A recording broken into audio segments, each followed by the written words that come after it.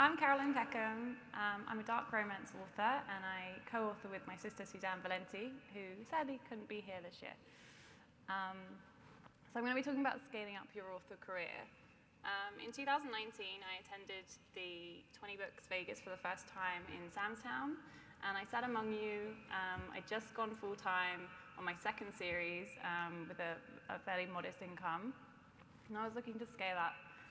So I was soaking in everything that I was learning at the show. So I'm going to talk about what I've done in the last 3 years since I attended. Oh, we're not working. Hang on. So in December 2019, me and my sister had a conversation about co-authoring. A lot of authors were doing it at the time, and we thought, my sister was also an author, and we thought we were a great team to try it out.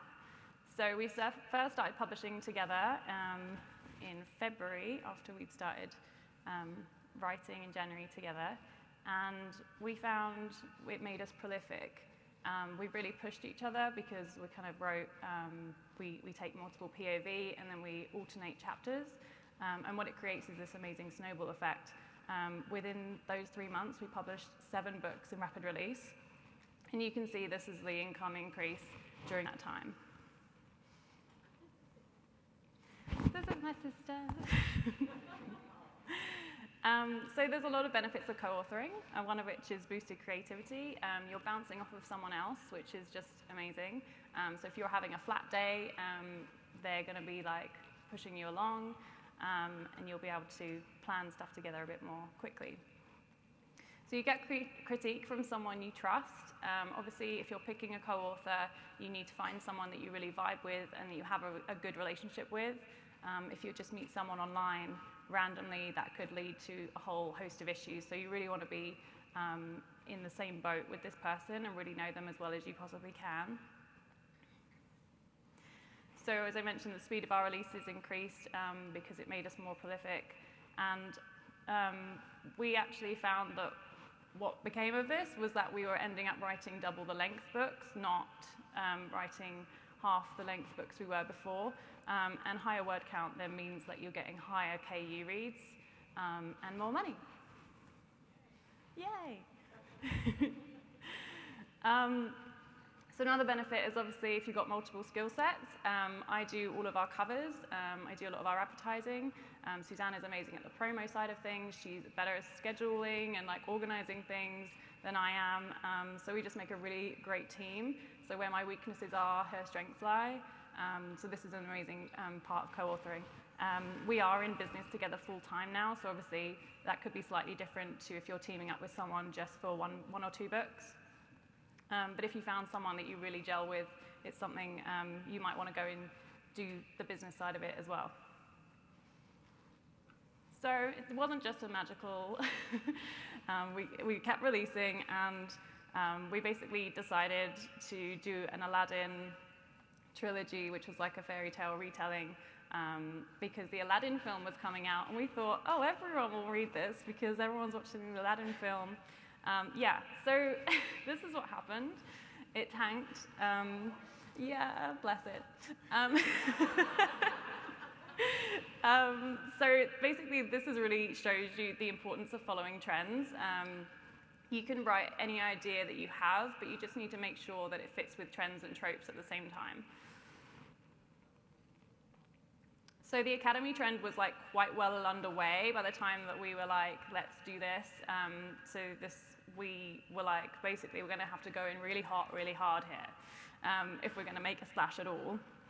So we needed a killer idea, a killer cover, and we needed something that would make us really stand out in a genre that was already getting quite saturated.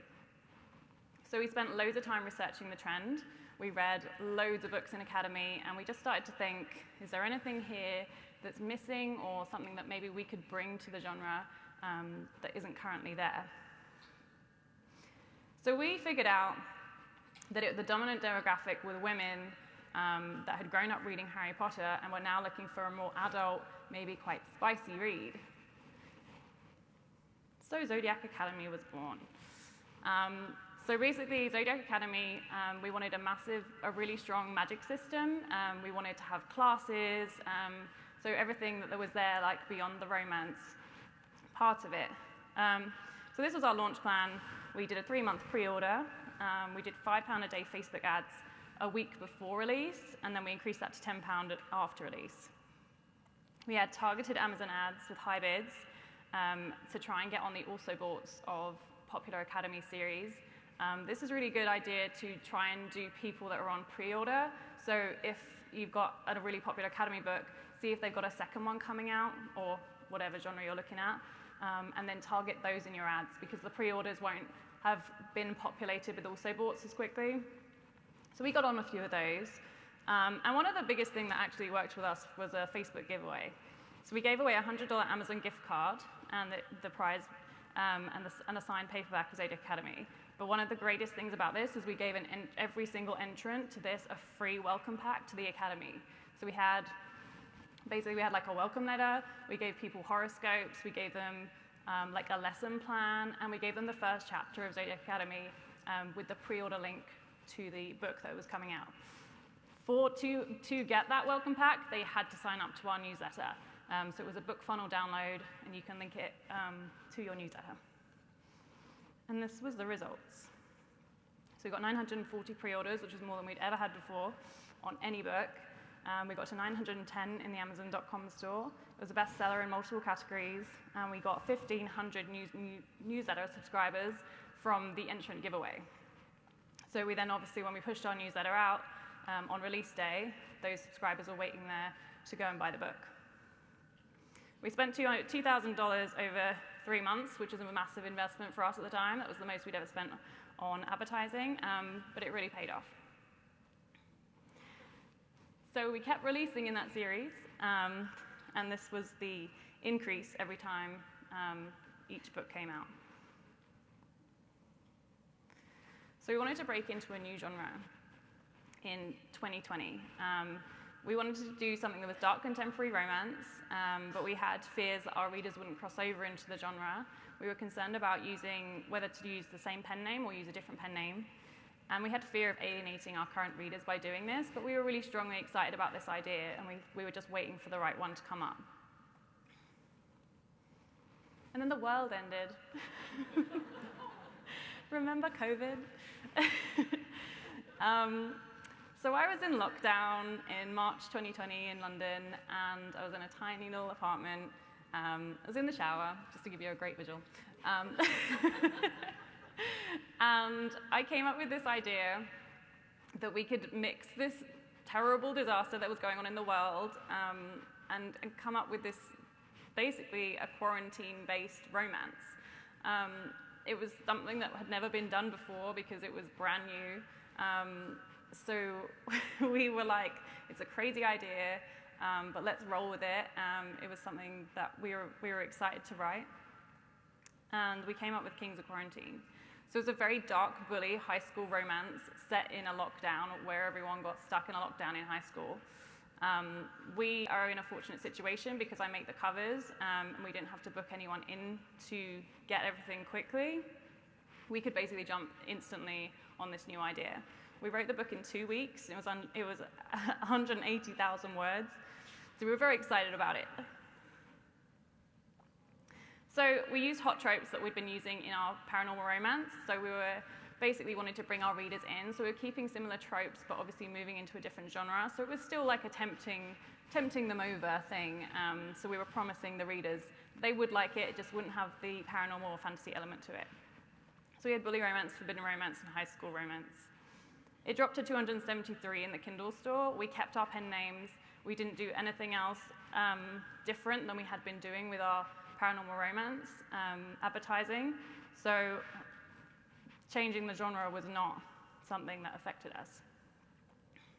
When we released the final book in January of this year, it got to 24 in the Kindle store and Amazon.com. So if you have an idea you love and you're already writing in one genre but you have fear of moving into another genre, do it. You might feel that your readers won't follow you, but you do have more loyalty in them than you might think. And I think with the reverse harem or romance in particular, your readers will kind of follow you anywhere.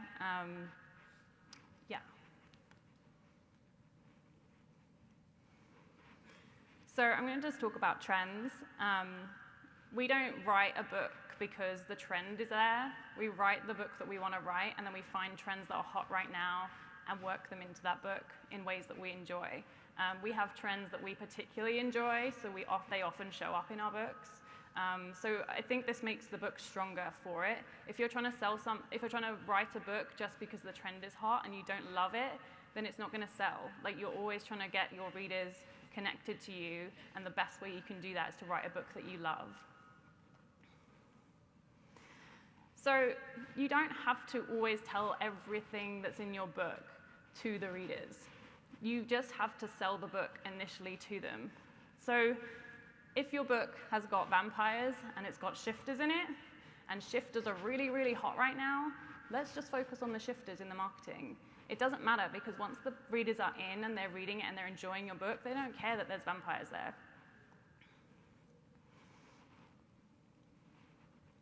So if your book isn't selling in the trend that you're trying to get it to sell in, change it. Change the branding and try to sell it to a different trend.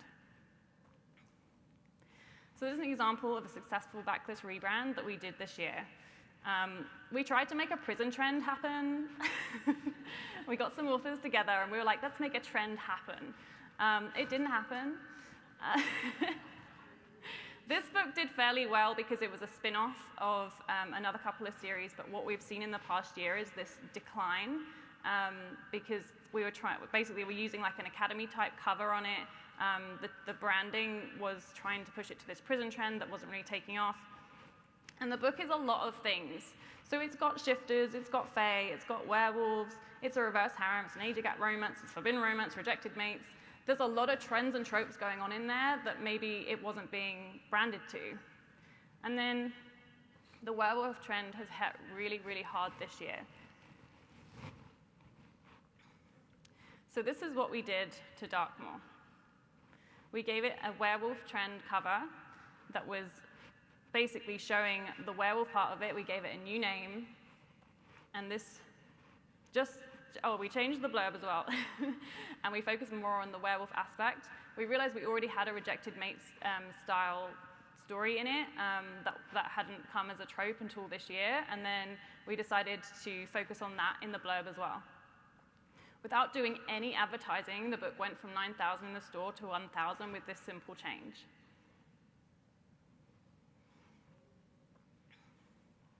So the bigger your backlist is, the more valuable every single reader becomes to you.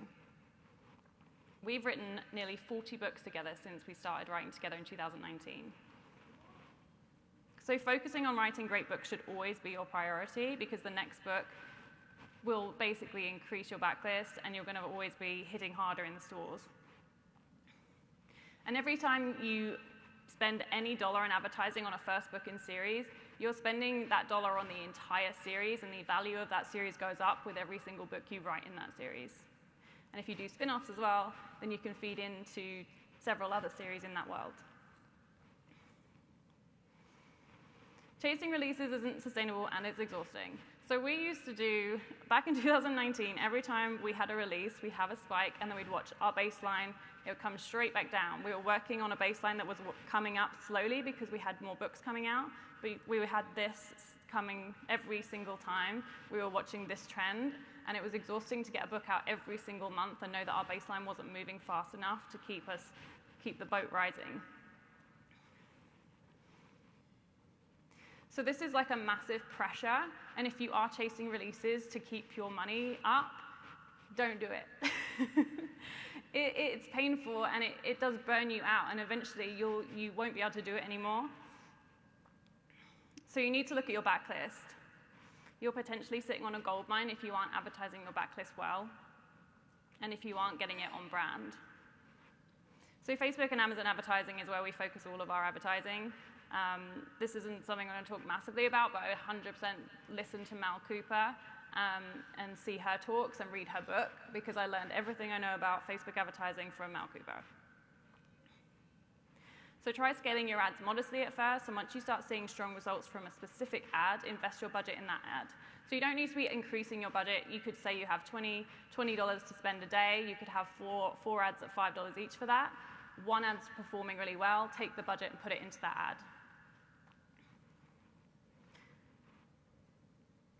So if you have a series that isn't selling as well as you'd like, then ask yourself these questions. Is the cover hot right now for the trends that are out there? Is the blurb gripping enough?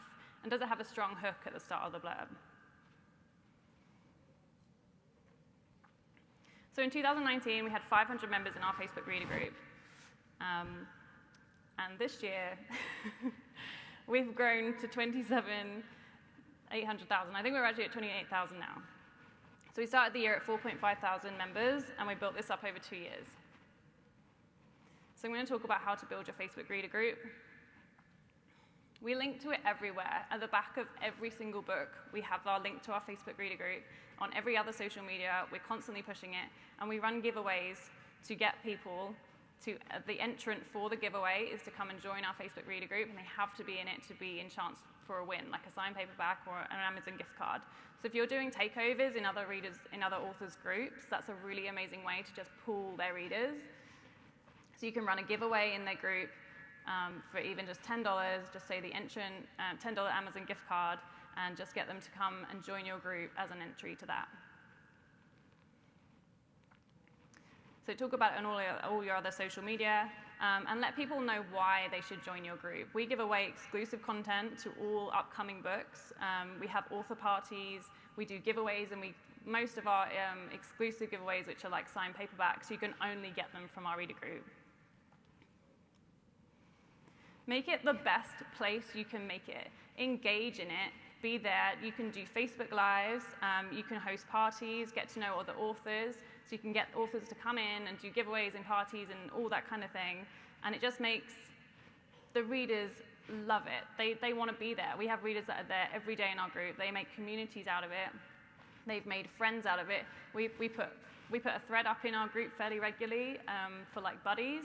So people can talk to someone in the genre and make a new friend that they want to talk to about the books as they're reading along.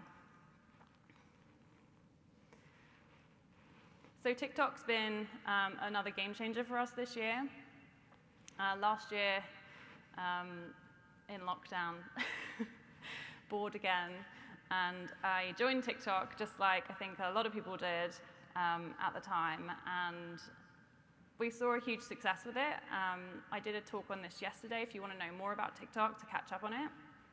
But just to show the power of TikTok, we had a video go viral that sent Zodiac Academy to 14 in the Kindle store. It's still trending to this day on TikTok, and it hasn't left the top 100 for months. So if you're concerned about joining TikTok and getting your face on camera and things like that, make sure that you look at my presentation from yesterday and try and really encourage yourself just to give it a go, because it can be an amazing, powerful resource. And in 4 to 5 years, they're saying it's going to be the biggest social media on the planet. Always be open to expanding to new platforms. The game changes constantly. I started publishing in 2015, and what worked then doesn't work now, and every single year there's something new. And if you're, like, with TikTok, if you're holding back on it, just dive in, because these things come along, and they maybe don't be as effective next year. So you've really got to jump on things as they arise.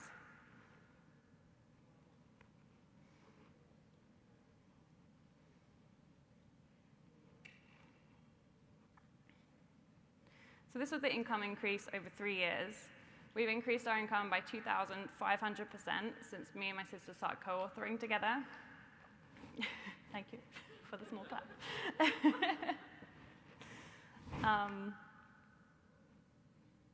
And that's actually it.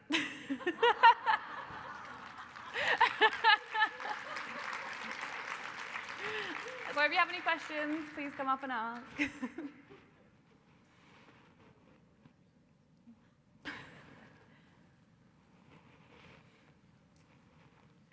Can you go over again where you started out with how you built? It was like one of the first 2 or 3 slides. Yeah. Just talk about how you leveraged up that initial gain. With the co-authoring, was it this one? This one? Wait. Wait. with the increase in income when we started together. Yeah. What were the steps you took to initially see that upward trend? Yeah, so we decided to do a rapid release of a 7-book series, and we wrote them together quite quickly because we found the increase of writing together, and we started plotting everything out chapter by chapter, so it helped us just write a lot faster. And it was really, this wasn't an increase in advertising, this was just releasing faster and quicker and getting books out faster.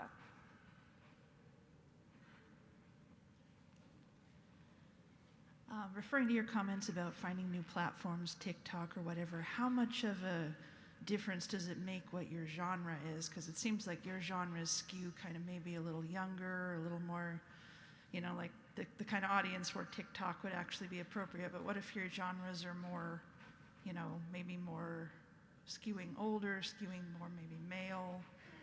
Yeah, I mean, there has been like a huge influx of people joining TikTok, and it's not just young people now. Yeah, there are like massive genres on there. So I would say you should at least give it a try to reach different readers. There is a lot of romance and stuff on there, but I think there is a massive audience out there for different genres. So definitely give it a try and see where you get. All right, thank you. Hi. What are some of the techniques that you use to identify trends that are up and coming? So 2 different things. I mean, we're always keeping an eye on like the top 100 of Amazon. We're watching what other authors are doing and how readers are responding. In reader groups is an amazing place to just keep an eye on what's being commented about, what's being asked for. So make sure you're in the genre-specific reader groups for your genre. You could also poll people if you've got your own reader group, or if you're in an active community that you're allowed to post in like that.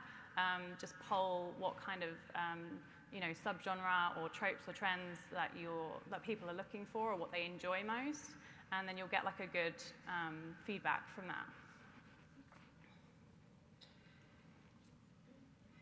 Any tips on collaborating with co-authors? Who handles what? How do you guys organize the work? How do you not make each other crazy?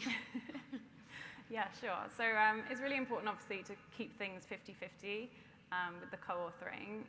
We basically split tasks, so we'll divide up things we're going to do for like a launch plan. We'll make a big plan and write it out together, and then we'll split that up evenly, so it's kept fair.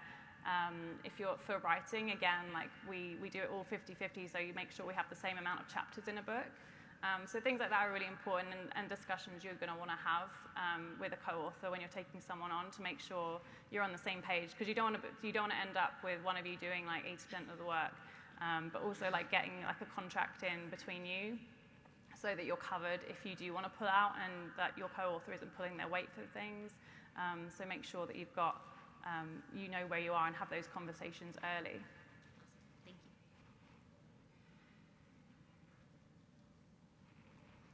What are exciting new things that you're looking at to develop in the future towards like maybe engaging your fans or giving your fans different content and such? Mm-hmm. Yeah, I mean, we're considering Patreon as something that we might do in future. We're just like learning about how that might work, potentially giving out chapters early of books for like the Patreon subscription, things like that. We're trying to keep things streamlined so we don't take on more work, so it's kind of just looking at ways you can make more revenue out of where we're at already. Obviously with the advertising, we're looking to scale again with the advertising, so that's all about just increasing budgets, looking at where things aren't performing, and then rebranding and things like that. Again, we're always looking to just get things up so everything's at the same kind of level. Thank you. Okay. Hi. So you obviously have a great Facebook audience in group, and you also have a great TikTok audience. Is any of it crossover, do you think, or are they unique? Yeah, we get a huge crossover. TikTok has actually been one of the reasons that we've had huge growth this year. We have like a link tree, which is basically a website where you can build like a landing page full of links. So our TikTok links to that, and then it will have all of our books there, but it also has our Facebook reader group there. So we'll do TikToks occasionally on saying, like, come join our reader group, we're having parties, we're hosting giveaways, and that just brings in a nice little influx. We'll also say things like we're going to reveal a cover in our Facebook group, and it doesn't go anywhere else. So things like that, it just will drive readers to come and join you. Wherever if you keep things exclusive to one place, they have to go and join. Oh, that's interesting. And so do you also push your email list a lot for people to sign up? Yeah, we do push it quite a lot. Again, we'll do the same sort of thing. We'll run giveaways for our newsletter. So we now do exclusive giveaways to newsletter subscribers, so they can only get access to that. And we run those every single week. So you have to be on the newsletter to have a chance to have those. Wow, that's a lot. And then last question, sorry, is everyone that I've spoken to, when they really want to scale up, really pushes advertising, like 20 to 30% of income, and not to talk money because that's kind of uncomfortable. But do you focus on advertising that heavily as well when you're trying to scale up? Yeah, advertising is key to keeping all the things floating and not having to chase the releases. So we spend about 10% of our income on advertising. The more we try to increase it, it doesn't seem to go. So we're working on increasing that bar more and more so we can keep pushing up. But yeah, advertising is super important. But that can be in different ways. Like TikTok is free advertising right now. And for as long as that lasts, you should utilize that while it's there, because, free advertising. Right? Thank you. You're welcome. When you do your rebranding of series, do you have a specific launch strategy, or do you just do it, not tell anyone, or do you tell your reader group or your newsletter or whatever? How do you approach that? So we usually get really excited and just do stuff really quickly. So we'll do a rebrand. We'll spend a week just suddenly rebranding, and then we'll just throw it out there and do when we did Darkmoor, we did one cover a week because we were about to release in that. So we did the first cover, and then the second week we did the second cover, and the third week we did the third cover just before the third book released. So it was a big sort of hype build for the series. We will time them like that. If we're doing a rebrand, it's usually because we're coming up on a sequel in a series. So we'll look at the series again. If it's underperforming, then we'll look at a rebrand just before the launch of a next book, so that book gets the best chance possible when it releases on Amazon. Okay, cool. Thank you.